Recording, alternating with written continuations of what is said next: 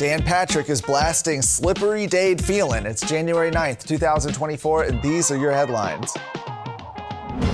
Well, Lieutenant Governor Dan Patrick is ramping up his criticism of House Speaker Dade Phelan for failing to comply with the requested audit of the cost of the chamber's impeachment of Attorney General Ken Paxton. Now, an audit of both chambers' expenses was requested after the trial by Patrick, and while open records requests revealed a cost of at least $4.3 million by the House, the chamber so far not complied with the actual audit. Patrick says Phelan may be avoiding providing the numbers because they may amount to much more than currently known. Now, in a scathing statement to Texas Scorecard, Lieutenant Governor Dan Patrick said Dade has a problem because if he formally objects to the audit, he would be admitting he doesn't want Texans to know how much of their money he frivolously spent on the impeachment.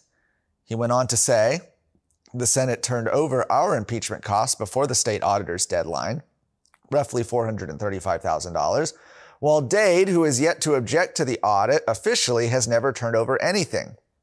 What's he embarrassed about? What's he hiding? Went on to say the only information the public has from the House is what the media extracted under the public information laws, which shows that the House spent about $4 million on some of their attorneys. No one knows how much of taxpayer money Dade spent on the sham impeachment. If I had never asked for the audit, Dade should have released every dollar of the impeachment spending on his own. Guess what, Dade? It's the right thing to do. And this is where it really gets spicy. Patrick said at this point, he is no better, talking about Dade Phelan, he is no better than Hunter Biden. Slippery Dade's intentions are clear. Hide the actual cost of the impeachment from the public. I will not let this go away. Texas taxpayers must know how much Dade's failed political gambit cost them. Texans deserve the truth. Now, Speaker Dade Phelan did not respond to our request for comment.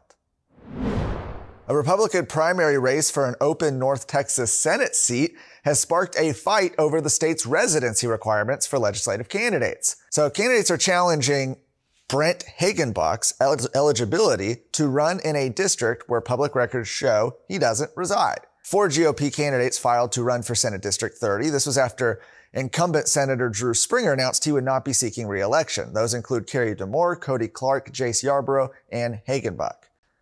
He resigned as chairman of the Denton County GOP to run for the Senate seat and quickly drew high-profile endorsements from Governor Greg Abbott, Lieutenant Governor Dan Patrick, and several Republican state senators. However, many Denton County residents noted a problem, that it appeared that Hagenbuck lives in Senate District 12, not Senate District 30. The other primary candidates noticed as well. They filed administrative challenges to his candidacy with the Republican Party of Texas, which is responsible for verifying each candidate's eligibility. State law requires Senate candidates to live in the district they seek to represent for 1 year before Election Day. In this case, that would be November 5th. The case was supposed to be heard yesterday, but has since been delayed as we inch closer to the primary election on March 5th. If you're not watching the Luke Macias Show, then you are not as engaged as everybody else is in Texas who's trying to make a difference, knowing exactly what's going on so that they can take action on the things that really matter. Guys, watch us on the Roku app for Texas Scorecard. Watch us on YouTube. Listen to us on Apple Podcasts, Spotify. Get engaged, get more informed, so together we can actually make a bigger difference on things that matter for the future of Texas. God bless you.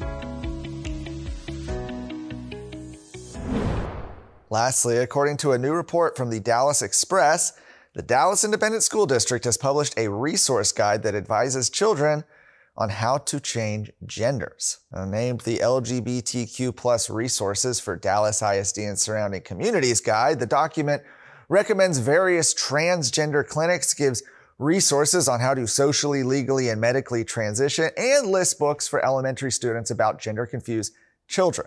Robin Harris, the executive director of Dallas ISD's communications team, told the Dallas Express that the document is only available to adults who request it. She specified that the adults are to be parents or other school employees. However, upon further investigation, it was found that the document was shared with the public through the social media platform X. And Dallas ISD also shares the guide on its news site, The Hub. When talking about LGBT Pride Month, the newsletter said the resources guide can be shared with parents, staff, and students alike. One of the authors of the document, Devin Box, is a self-proclaimed queer, trans, and non-binary person, whole trifecta.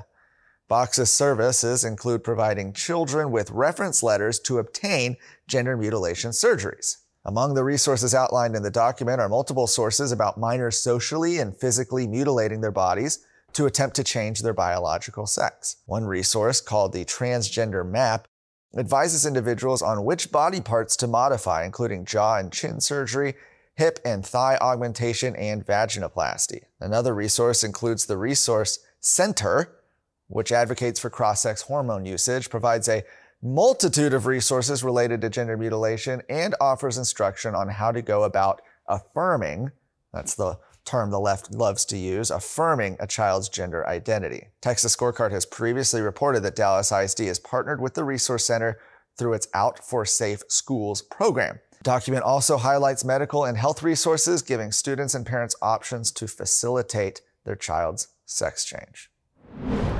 For more of today's stories, head to TexasScorecard.com.